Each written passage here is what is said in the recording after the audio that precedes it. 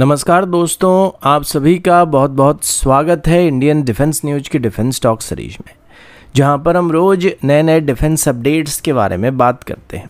तो चलिए देर ना करते हुए आज की वीडियो शुरू करते हैं।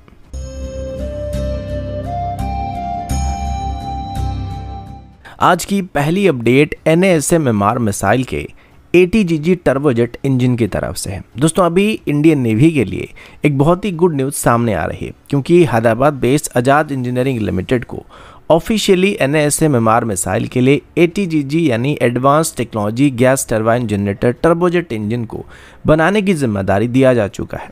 सोर्सेज का कहना है कि इसका पहला फ्लाइट सर्टिफिकेशन बैच ईयरली 2026 तक रोल आउट किया जाने वाला है। NASM-MR नेवी का एक 350 किलोमीटर क्लास का एयर लॉन्च एंटीशिप मिसाइल होने वाला है, जिनको अभी इनिशियली MiG-29 के एयरक्राफ्ट में इस्तेमाल किया जाने वाला है। इसके अलावा आगे चल के INS विक्रांत और विक्रमादित्य से ऑपरेट करने वाले फ्यूचर में रफाल मरीन वेरिएंट पर भी इसको डिप्लॉय किया जाने वाला है। इस मिसाइल में एक 200 kg तक का वॉरेट इस्तेमाल किया जाने वाला है, जो कि सी स्कीमिंग प्रोफाइल में अटैक करने वाला है, जो कि BVR एंटीशिप स्ट्राइक में भारत को ब्रह्मोस A के मुकाबले एक लाइटर और कॉस्ट इफेक्टिव ऑप्शन लेकिन लीथल ऑप्शन प्रोवाइड करने वाला है। अब बात करते हैं इसकी कोर पावर प्लांट यानी ATGG इंजन की। ऑफिशियल डाटा क्लासिफाइड है, लेकिन ओपन सोर्स इंटेलिजेंस के हिसाब से इसका थ्रस्ट आउटपुट 400 से 450 kg के बीच होने वाली है। ये अप्रोक्सीमेटली 750 kg तक की मिसाइल को 0.8 से 0.9 मैक की स्पीड तक प्रोपेल कर सकता है। सोर्सेज का एक कहना है कि ATGG बेसिकली GTRE की तरफ से डेवलप किए गए मानिक टर्बोफैन इंजन का एक स्केल डाउन और लाइट वेट वेरिएंट है। मानिक इंजन की थ्रस्ट आउटपुट की बात करें तो यह लगभग 480 से 520 के आसपास थ्रस्ट को जनरेट कर सकता है, लेकिन NASM-MR के लिए GTRE की तरफ से इसके डायमीटर को रिड्यूस कर दिया गया था और कंप्रेशन टरबाइन सेक्शन को थोड़ा छोटा कर दिया गया है, और इसकी वजह से इसका थ्रस्ट आउटपुट थोड़ा रिड्यूस हो गया। और अभी इसको NASM-MR मिसाइल में इस्तेमाल करने के लिए इसके मिशन लाइफ को भी 15 से 20 मिनट के हिसाब से ऑप्टिमाइज किया गया है। अगला अपडेट DRDO की तरफ से, और अभी हम DRDO की तरफ से डेवलप किए गए नए 600 HP क्लास की इंजन के बारे में बात करने वाले हैं। रिसेंट रिपोर्ट के मुताबिक CVRD अवार्डी की तरफ से अभी ऑफिशियली बात कंफर्म किया गया कि उनका 600 HP क्लास का high power density diesel engine अभी डेवलपमेंट टेस्टिंग में 675 HP तक आउटपुट दे रहा है। और खास बात यह कि ये जनरेशन 1 फैमिली का इंजन होने वाला है। फिर भी इसने अपने डिजाइन टारगेट आउटपुट के मुकाबले 12.5% एक्स्ट्रा पावर को डिलीवर कर दिया है। अभी इस इंजन को DRDO की तरफ से अशोक लेलैंड के साथ मिलकर डेवलप किया गया, यानी ये एक PPP मॉडल का परफेक्ट एग्जांपल होने वाला है। अभी तक इस इंजन का 500 घंटे तक के एंड्योरेंस ट्रायल को अवार्डी में कंडक्ट किया गया था। इसके अलावा इसकी हाई अल्टीट्यूड ट्रायल को भी लेह में कंडक्ट किया जा चुका है। दोनों ट्रायल के दौरान इस इंजन ने 640 से 675 HP का स्टेबल परफॉर्मेंस डिलीवर किया है।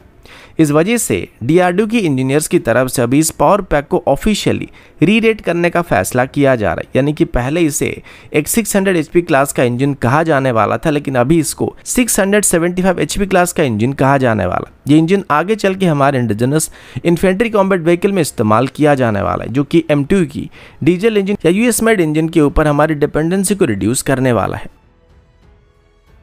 अगला अपडेट इंडियन एयरफोर्स की सुपर सुकोई अपग्रेड की तरफ से है, और अभी सुपर सुकोई को लेके एक बहुत ही बड़ी अपडेट सामने आई है।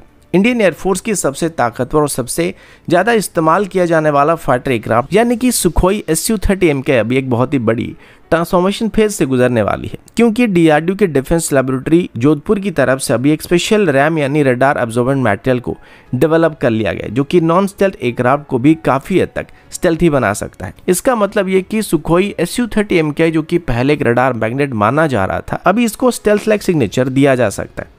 अभी बेसलाइन Su-30MK एयरक्राफ्ट की बात करें तो इसका फ्रंटल RCS 4 मीटर स्क्वायर से लेकर ओवरऑल RCS 12 से 15 मीटर स्क्वायर तक हो सकता है, जिनको चाइना के JY-27B जैसे रडार 200 से 300 किलोमीटर के डिस्टेंस पर डिटेक्ट कर सकते हैं। लेकिन रडार एब्जॉर्बिंग मेटल कोटिंग का इस्तेमाल करने के बाद Su-30MK का ओवरऑल RCS 1 से 3 मीटर स्क्वायर के आसपास रिड्यूस होने वाला है, यानी कि सुखोई Su-30MK की रडार क्रॉस सेक्शन को भी 50 to 70% के आसपास प्रैक्टिकली रिड्यूस करना पॉसिबल होने वाला है, जिस वजह से दुश्मन के रडार के लिए अब Su-30MK को डिटेक्ट करना पहले के मुकाबले काफ़ी मुश्किल बनने वाला है। अगर पहले दुश्मन के रडार हमारे सुखोई को 250 या 300 किलोमीटर की दूरी से डिटेक्ट कर पाते थे, अब ये डिटेक्शन रेंज 120 से 150 किलोमीटर के आसपास रिड्यूस होने वाला है, जो कि VVR कॉम्बैट में इंडियन एयरफोर्स को first look first kill advantage दे सकते हैं। खास करके विरूपाक्ष रडार को इंटीग्रेट करने के बाद इंडियन एयरफोर्स की खास करके सुखोई की वीवीआर कैपेबिलिटी कई गुना तक बेहतर होने वाला है। डीआरडीओ की तरफ से बताया गया कि नई polyurethane based radar observing metal paint में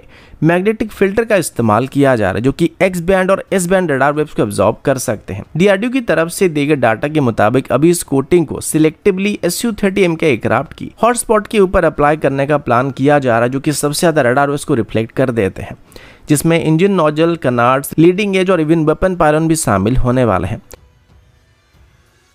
अगला अपडेट इंडियन आर्मी की तरफ से, और अभी हम इंडियन आर्मी के एक ऑल टेरेन व्हीकल के बारे में बात करने वाले हैं। रिसेंट रिपोर्ट के मुताबिक इंडियन आर्मी की तरफ से भी ऑफिशियली LNT के साथ एक बड़ा कॉन्ट्रैक्ट साइन किया गया, जिसमें LNT अभी VVS-10 सिंधु व्हीकल को भारत में ही इंडिजिनसली मैन्युफैक्चर करने वाली है। इन व्हीकल का मैन्युफैक्चरिंग LNT की हजीरा आर्मर्ड सिस्टम कॉम्प्लेक्स में किया जाने वाला है, जहां BAE सिस्टम की तरफ से इन व्हीकल को भारत में लोकली बनाने के लिए LNT को अपना टेक्निकल और डिजाइन सपोर्ट प्रोवाइड किया जाने वाला है। VVS-10 Sindhu originally VVS-10 platform का एक अपडेटेड वर्जन होने वाला है, जिसको खास करके भारत के टेरेन के हिसाब से कंप्लीटली कस्टमाइज किया गया, जिसमें high altitude, snow, desert, marshland, mud, swamp, mountain और एम्फीबियस डिप्लॉयमेंट के हिसाब से स्पेसिफिक मॉडिफिकेशन को ऐड किया गया है। ट्रायल के दौरान इस व्हीकल की परफॉर्मेंस को फ्लॉलेस पाया गया और ये व्हीकल पहले से ही Austria, France, Netherland, Sweden, UK और यूक्रेन की तरफ से इस्तेमाल किया जा रहा है, और अभी जर्मनी की तरफ से भी रिसेंटली इसको एक्वायर करने का फैसला किया गया है।